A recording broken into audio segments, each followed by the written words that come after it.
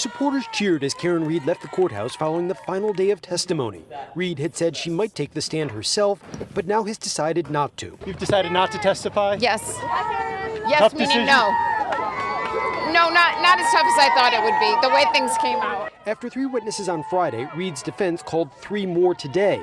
All agreed John O'Keefe's injuries did not look like the result of being hit by a car. It's inconsistent for a number of reasons. 2 accident reconstructionists said that if the prosecution is right and Read backed into O'Keefe with her SUV at 24 miles an hour, his injuries would be worse, and the damage to the vehicle would also be worse. Both the physical evidence as well as looking at the biomechanical aspects of it are inconsistent with that head injury occurring due to impact with the rear of the Lexus.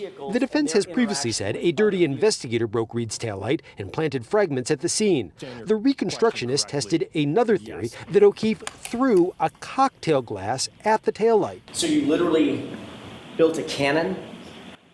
Yeah, it's pretty awesome. The reconstructionist said they built an air cannon, then fired a drinking glass at a similar taillight. We noted and observed that there was damage that was consistent with that of the subject tail lamp. The prosecutor pointed out that O'Keefe's DNA was found on the taillight and a strand of his hair on the trunk. Both reconstructionists said that didn't change their view. And a retired medical examiner said he believed O'Keefe's injuries were more likely the result of an animal attack and possibly a fight. I would say that some of these findings I've just mentioned are consistent with the possibility of a physical altercation, yes. Now, tomorrow morning, each side will get an hour to make its closing argument. Then the judge will issue instructions to the jury.